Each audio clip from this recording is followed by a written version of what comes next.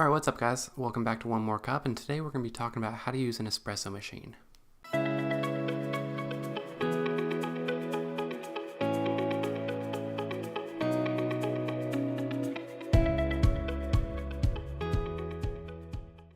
Alright, so today we're just going to be using the basic Breville Dual Temp Espresso Machine. It's just kind of an entry-level espresso machine. So to go over the basic parts of it, you have, of course, the machine on the right. On top of the machine, you have a heating rack where you keep your cups, and attached to it you have your wand.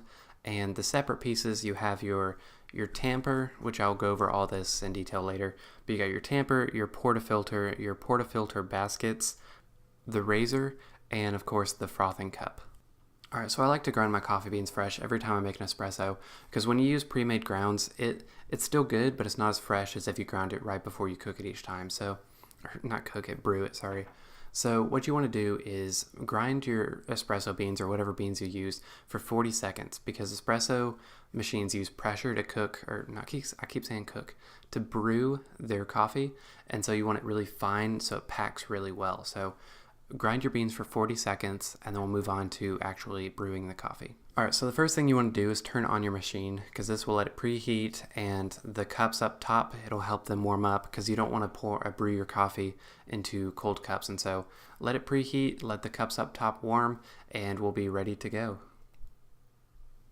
Alright, so you want to make sure you have the right portafilter basket for your portafilter, and you have typically 4 variations. You have 2 single walls, one like this for a single cup and one like this for a double cup. And then over here you have your dual walls, and these are for if you have pre-ground beans. This helps the brew longer, and so it doesn't desaturate the coffee, makes a really strong espresso shot. But if you freshly ground your beans like I did, just use the single wall because the beans are already fresh and ready to go. So you're going to want to take your grounds that you just ground up and fill the portafilter basket about to the top, a little more than the top, because we're going to pressurize it with the tamper in a second. And so as you can see here, it's filled right above the top, and we're going to take it over to the tamper. Alright, so this is your tamper right here, and most espresso machines have a magnetic clamp you can put right here, and this one has one right here, so you just simply put that in there and then take your portafilter, and you want to apply about 30 pounds of pressure upwards, because again, the espresso machine uses pressure to cook it, makes it really fresh. And so once you have that, you'll see it's nice and flat up top. You want to take your razor and put it on top and make sure that the bottom of the razor touches the beans.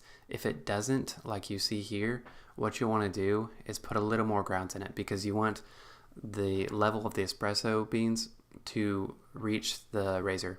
And so we're going to fill it up again and then push it back on the tamper, and this time it has a bit higher of a level. So once we put the razor in it this time, the razor cuts clean into the espresso beans, and you can shave off any excess, because you want to shave off any excess because you want it exactly where the razor is. This will help it brew the way it's supposed to, and it won't like overflow in your machine or whatever. So we'll do that, and I like to have a little discard bucket for the next day, because I mean, you don't want to waste beans, and so I just put in there and use those the next day in addition to my freshly ground beans.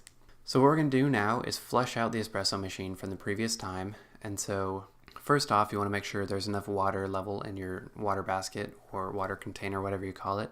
And you can see the max line. You want to make sure the water is in between the min line and the max line. So we'll put it right back.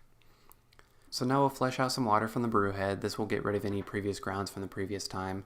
And as you can see here, when I turn it on, it just kind of drips into the drip tray. And you want to turn it off after just a few seconds.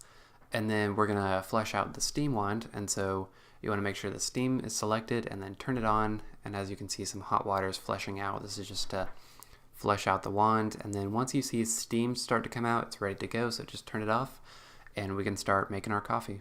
Alright, so now we're going to put the portafilter into the brew head, and what you do is to put it at an angle and then twist it so it locks into place. You want it really tight so the water doesn't drip out and make a nice seal. So we're going to do that, and then we put our preheated cups, turn it on, and if you packed your beans right, you want to make sure that it brews about 8 seconds later. Anything longer, you packed it too tight, and anything less, you packed it too loose. And so if it's between the 7 and 9 second until it starts coming out like that, then you did it right. So that's good. So you want to brew it until the water or the coffee that comes out starts to look a little diluted, and once it starts to look diluted, you want to turn it off because you want the espresso shot to be really strong. So as you can see, we have our coffee freshly brewed, and then we can move on to the milk. Now I have a preview. I'm not going to talk about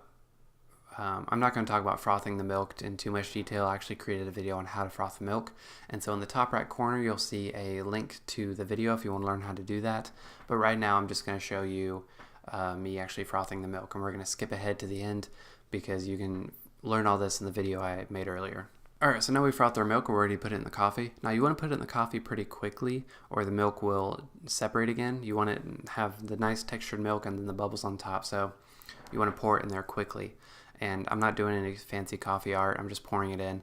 So what you'll see is the coffee gets kind of a nice caramel color, and then up at the top, if you made your milk correctly, it should have a nice bubbly froth up top. And so we'll get all that out there. It looks like I was having trouble.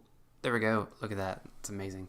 So there you have it. Nice fresh coffee. And of course I spilled it on the table again. I've seen to do that in every video. But yeah, that's how to use an espresso machine. I hope y'all enjoy, and I hope y'all are able to have some success making coffee with your new machine.